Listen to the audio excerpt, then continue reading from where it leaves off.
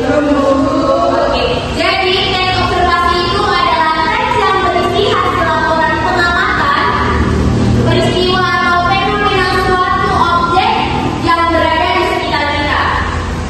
Fenomena itu kayak suatu objek, misalnya kita mengamati objek kursi, kakinya ada berapa, warnanya ada berapa gitu. Oke, di sini pun juga ada ciri-ciri teks observasi. Di sini ciri-ciri teks observasi ada 3. Yang pertama ada bersifat objektif, yaitu artinya ditulis apa adanya sesuai dengan fakta. Apa yang kita lihat itu yang kita tulis.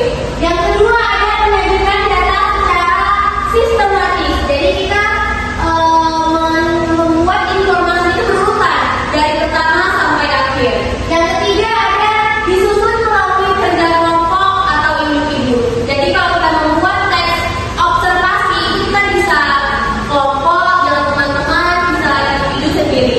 Di sini juga ada struktur teks observasi. Di sini ada 5 struktur teks observasi. Yang pertama ada judul, yang kedua ada pernyataan umum, yang ketiga ada deskripsi bagian, yang keempat ada deskripsi manfaat, yang kelima adalah sumber data. Kalau yang selanjutnya ada langkah-langkah membuat teks observasi, anak-anak. Yang pertama adalah menentukan objek yang akan kita amati. Seperti yang aku bilang tadi, misalnya kita mau mengamati objek sebuah meja. Itu kita lihat dulu mejanya itu seperti apa, warnanya apa, panjangnya berapa, ya anak-anak. Yang kedua ada pengamatan langsung. Kita lihat langsung mejanya, kita lihat secara langsung. Kita nggak boleh kalau misalnya mejanya warnanya coklat, kita buat mejanya warnanya hijau, biru, itu nggak boleh, tidak sesuai fakta. Yang ketiga ada mencatat data atau informasi penting. Tuh, panjang mejanya berapa, lebarnya berapa, terus kaki mejanya ada berapa. Yang kelima ada, yang keempat adalah mengelompokkan informasi berdasarkan bagian-bagiannya. Yang kelima ada menyusun teks sesuai struktur. Seperti tadi ada judul, ada deskripsi bagian, deskripsi manfaat, dan lain-lain. Terus yang keenam adalah mengedit. Jadi kalau misalnya kita periksa dulu hasil pengamatan observasi kita, jangan sampai ada yang salah. Udah kita amati, udah kita kalau ada yang salah kita edit. Dan yang ketujuh ada menyajikan teks laporannya itu dalam bentuk laporan tertulis atau presentasi. Jadi anak-anak itu boleh ditulis, dikasih sama ibu atau presentasi dengan kelompoknya.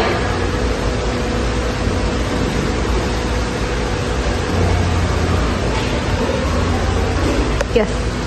Baiklah anak, tadilah penyampaian ibu tentang teks observasi. Dan di sini kan akan dilanjutkan oleh Ibu Sofi. Dia akan menyampaikan tentang penugasan kalian dan akan membagi kelompok kepada kalian semua. Baik, kepada Ibu Sofi dipersilakan. Yes. Baik anak-anak, tadi kan Ibu Ika telah menjelaskan tentang pengertian, ciri-ciri, struktur, langkah-langkah tentang teks observasi. Nah, berarti anak-anak Ibu semua sudah paham kan, sudah mengerti apa itu teks observasi? Nah, kalau sudah paham, di sini hari ini Ibu akan memberikan tugas kelompok untuk kalian. Berhubung di sini kita 25 orang, Ibu akan bagi 5 kelompok. Setiap 5 kelompok itu terdiri dari 5 orang. Di sini kelompoknya Ibu sendiri yang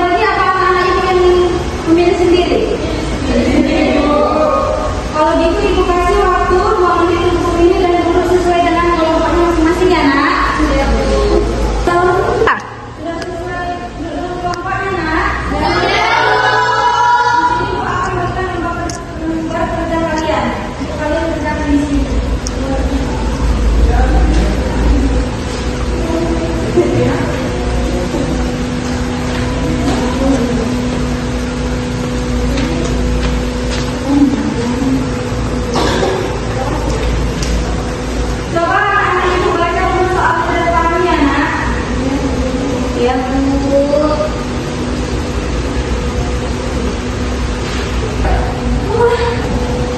Nah, di situ kan soalnya Ibu menyuruh kalian untuk observasi atau mengamati meja ini kan, Mak? Meja di depan kita.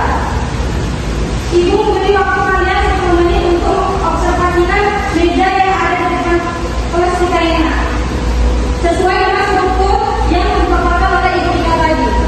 Sudah siap, Nak? Tugas kelompoknya? Ya, Bu. Nah, kalau sudah, kumpulkan. Kumpulkan.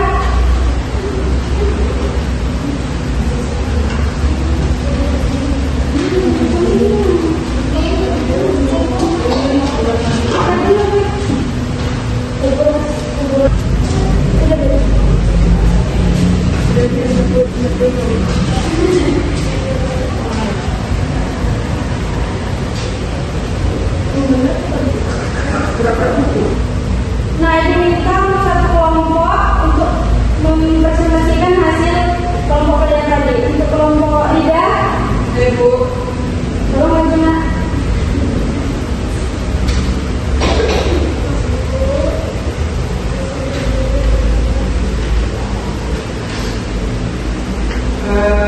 hasil laporan hasil observasi kami mengenai meja. Meja merupakan salah satu perabot yang sering digunakan di ruang kelas. Meja pada gambar adalah meja yang digunakan oleh guru atau pemateri untuk menunjang kegiatan pembelajaran. Meja tersebut berbentuk persegi panjang dan berukuran cukup besar. Bagian atas meja terbuat dari kayu yang dicat berwarna putih. Meja dilengkapi dengan taplak kain berwarna merah marun dengan tumbai di bagian depannya. Kaki meja terbuat dari bahan besi yang berfungsi sebagai penyangga agar meja tetap kokoh. Di atas meja terdapat botol minum dan beberapa benda kecil lainnya. Meja ini berfungsi sebagai tempat meletakkan perlengkapan seperti buku, alat tulis, dan botol minum. Selain itu, meja juga digunakan sebagai tempat guru untuk menyampaikan materi di depan kelas agar kegiatan belajar mengajar berjalan dengan tertib dan terorganisasi. Terutama dong untuk Rida. Nah, berarti anak-anak itu sudah paham kan membuat laporan hasil observasi dengan struktur yang benar. Nah, untuk materi selanjutnya yang akan dipaparkan oleh Ibu Bila. Pada Ibu Bila, silakan. Karena kalian sudah dikasih tugas sama Ibu Sofi, di sini Ibu memberikan tugas kuis untuk mengetes pemahaman kalian. Di siapa cepat akan diberi reward.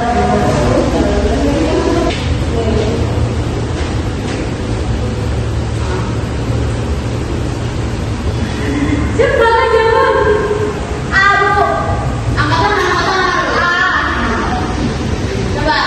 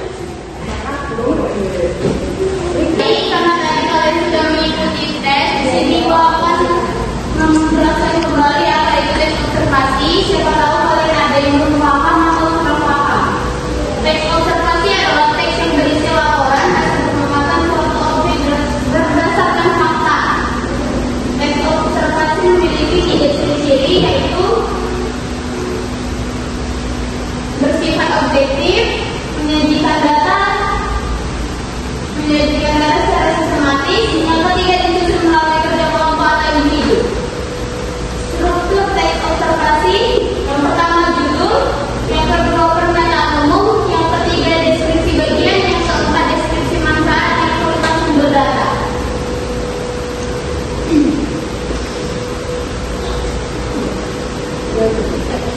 Baik, saya kembalikan kepada Ibu Ika.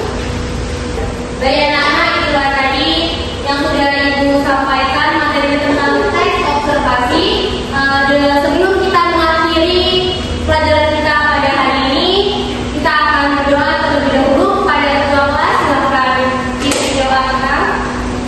Sebelum mengakhiri pembelajaran, marilah kita